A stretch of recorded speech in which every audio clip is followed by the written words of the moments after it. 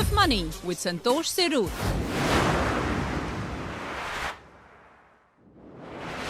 Hello and welcome to another episode of The Sound of Money. In fact, today's episode, we continue with from where we left off with our last episode. And incidentally, this happens to be our 25th episode of The Sound of Money. And we welcome Binjal Chindaliya once again on the show. Hi, Binjal. Hi, how are you? All well, thank you. It's nice to connect again. Yep, and we talk a lot more about other countries and destinations where people could look forward to as citizenship or residency investments. So yes, we have Binjal Chindaliya on the show. As we all know, she's a specialist in business immigrations and citizenship by investments, and she has been assisting individuals and business owners to acquire residency by citizenship or by investments in different countries. She's definitely associated with WWICS, which is a one-stop solution provider for immigration needs.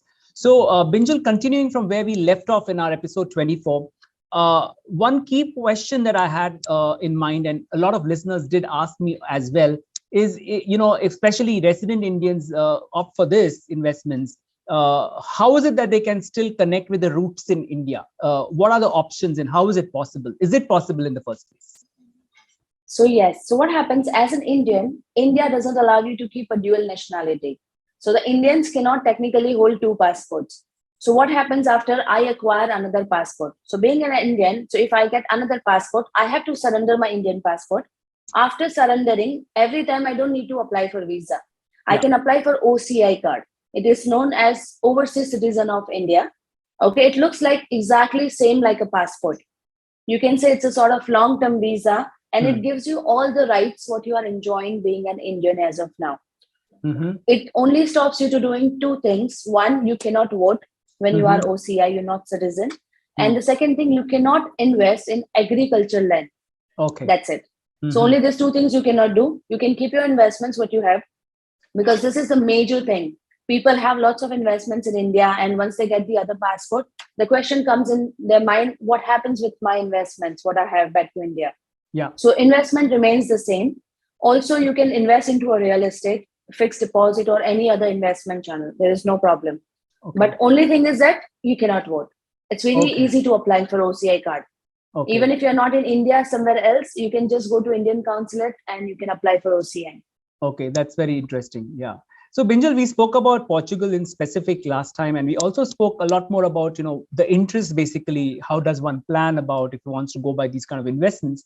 Which are the countries typically that, you get inquiries for? Which are those quote unquote interesting destinations or where there is a future, where people are looking forward to? And maybe we could talk a little more about it.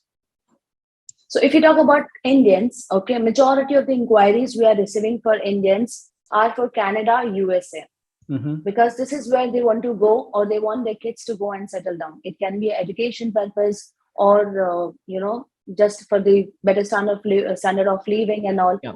So this is the main place where Indians wants to go. Every Indian, even if Punjab and all, I was giving you an example. Yeah. Most of the Gujaratis are based in USA. So lots of Indian people are based in Canada and US. And this is the destination where they are saying. If you go and talk to them about Caribbean passport, they're not interested because they don't want to go and relocate on some island. Yeah. That serves a different purpose. This is something which we are talking about from the relocation perspective. Okay. So you take the residency and you relocate there, or your kids will relocate there, or you start up a business there. Okay. So that way. So does it mean that they retain the Indian passport, just that they have a residency card of that particular country? Yes. So what India says, you cannot hold two citizenship. Yeah. So if I tell you, if you have a permanent residency from Canada, or if you have a green card from USA, you can still keep Indian passport because this is just a residency as of now. Once it gets converted for a passport and you obtain that particular country's passport, then only you will have to surrender. And in that also government gives you some particular time, like 2 years time or 3 months time or 6 months, based on where you are placed and how often you come to India. Okay. So let's talk a little more about Canada to be specific. So how long does one take to get that residency, permanent residency, and what kind of opportunities are there? Because I do hear, and we all know, a lot of people are opting for the Canadian option. Of course, I guess the climate is a consideration. But otherwise, a lot of people are migrating. So maybe you could share your experiences with your clients. So what we have for Canada as of now, we have some products which we are starting with work permit. So I will start with temporary residency. It goes for permanent residency and then passport. The best part about US and Canada and UK, whatever amount you invest, but they never offer you a direct passport. You have to go through a residency channel. So first you apply for a permanent residency, and then you have to maintain some stay requirement. After that, it gets converted for the passport, like you get eligible for the passport. If you talk about today for Canada, I will give you a very, very brief idea who all can apply, okay, and what sort of entries are there, like which kind of programs you can apply. We have something starting with temporary residency visa or a work permit, it is known as.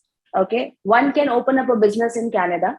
Very simple, like Dubai residency. Open a business in Canada, take a residency. It is known as International Mobility Program. We will open the business for you. We will prepare the business plan, and we will apply for your work permit. Typically, it takes around 8 to 10 months of time, and you will be with your family in Canada.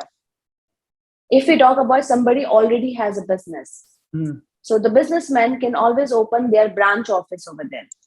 It is known as intra-company transfer. So you already have a business here. Just open one office there, subsidy office or a rep office in Canada. If you want to keep somebody, or you can migrate there as a senior management profile in the company. Again, we apply for a work permit. The third one, I will say, like I have already been doing a business. I need to buy some business, okay, which is profitable. So the one can invest into an existing profitable business, which is known as owner-operator. You become the owner, operate your business, and you get the work permit. All these categories takes anything between 10 to 12 months time. Okay. That's it. The maximum timeline is 12 months because these are the work permit. Yeah. Now, if we go for the permanent residency, as of now in Canada, only option which offers you a permanent residency is Canada Startup Visa Program. It is very, very popular as SUV. So lots of people would know about it. Like you can start up the innovative business in Canada. Okay, arrange for a letter of support from the concerned designated authority, and straight away you are getting the PR. Okay, you don't have to get the work permit and then wait for it to get to convert. This takes time. If I tell you, the processing time is very short. In 6 months of time, the approval comes. But due to COVID, there is a queue for PR. So that is the reason it's taking, as of now, if I give you today's example, it takes around 14 months time, to get you the PR.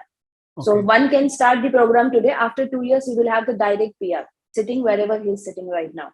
Okay. So in this case, does it mean the startup, in the startup, is it that one needs to be, typically in IT background, or what kind of backgrounds people do apply? So what we do when we are making a group, so if we are opening up a company or any startup business, it's not only one person can do it. So if you have an idea, of course, you will need someone from the finance background, someone from the IT background. So we bring them together with a similar experience similar background, okay, or similar, even if they have the education in the similar line of business, still we can consider. So we do the qualifying criteria. Okay, after we finalize, who all can be clubbed together, we prepare the business plan, we submit to the concerned authority. The one partner will be that particular designated authority. So for example, if it's venture capital or angel investor, they become one of the partner, and they also have to invest some amount as an investor. And they are the one who will also manage your company. One key person goes there and run your business. Yeah. So it depending upon what exactly work you are handling in that business, and how much essential you are, to go in Canada and run that business. But the best part is, this is the only program as of now which offers you a direct permanent residency. Rest all our work permit. Okay, that's interesting. Yeah. Okay. So that's how it applies for Canada. Okay. Yeah. Yes. The federal government, it's a federal program. So it's not necessary that you have to land in particular provinces. As you said, the weather is one concern. So the client can choose which provinces he wants to go. It's not mandatory that, the one has to apply for one.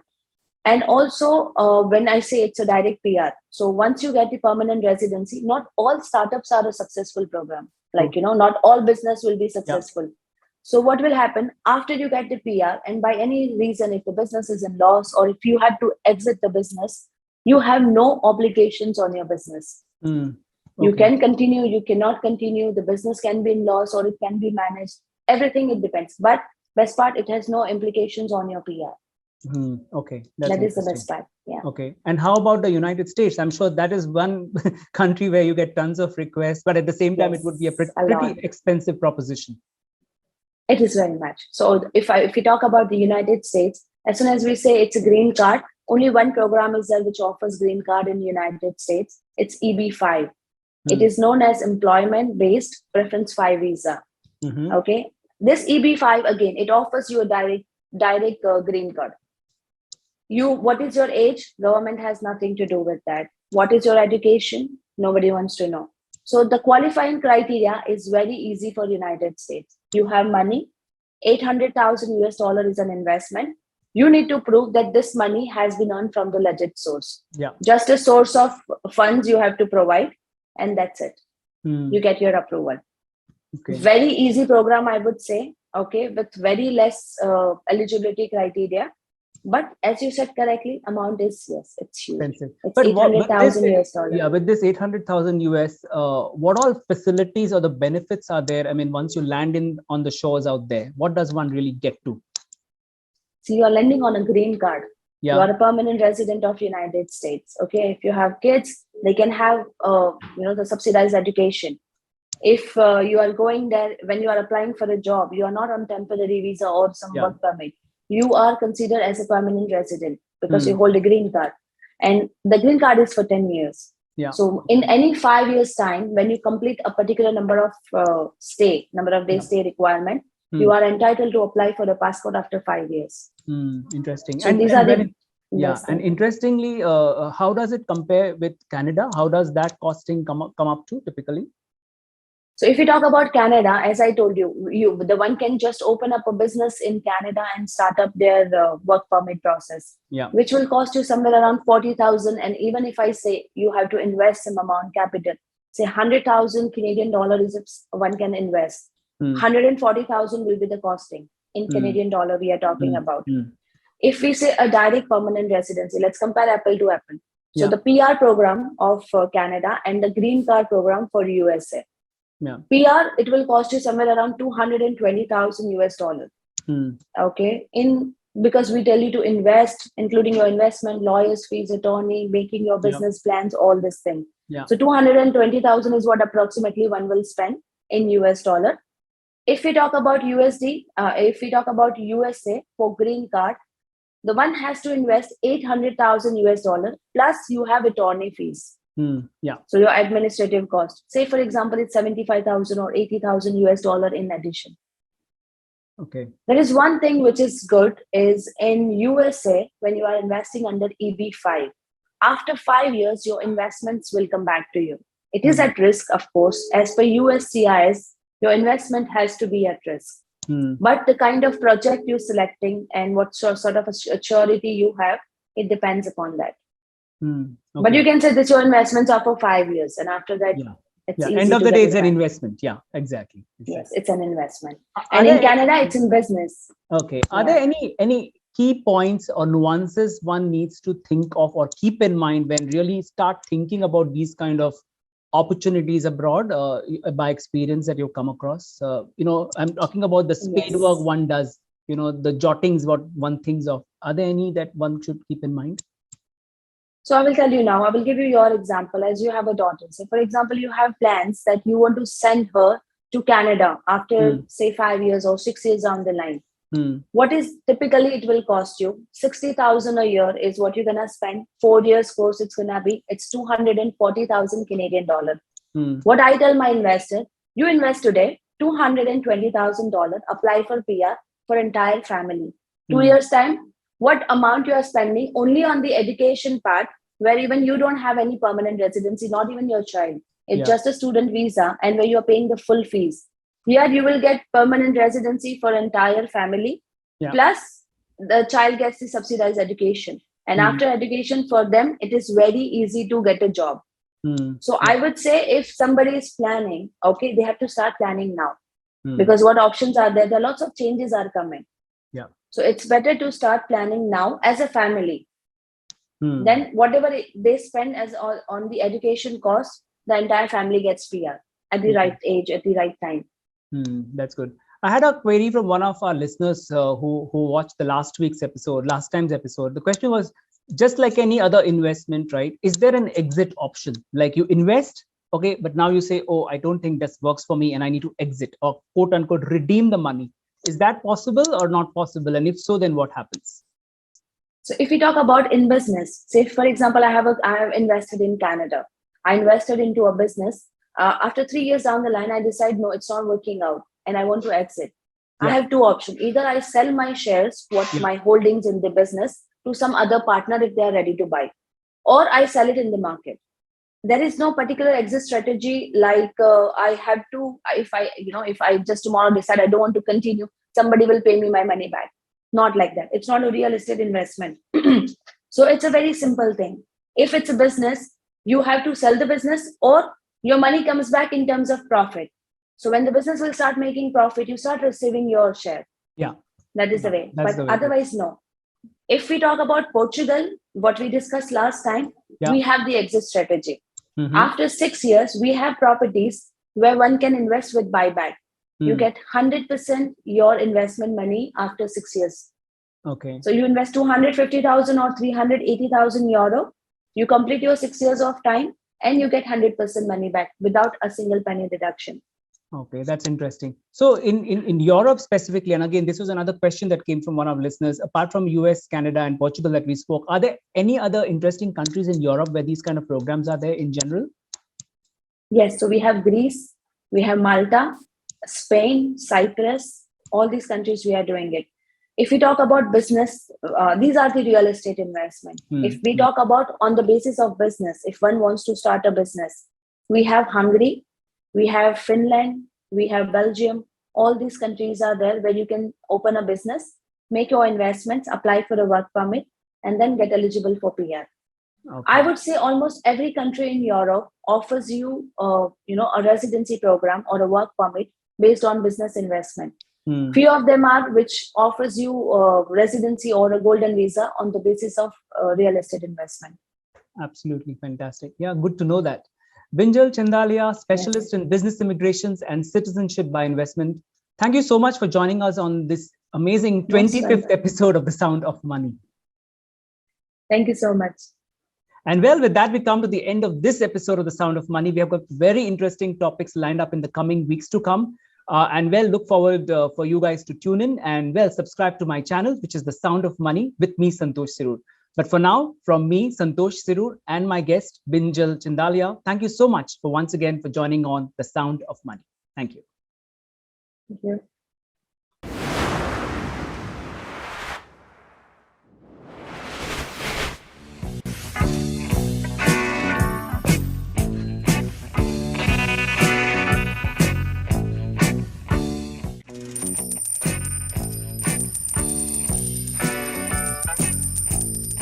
Sound of Money with Santosh Sirur.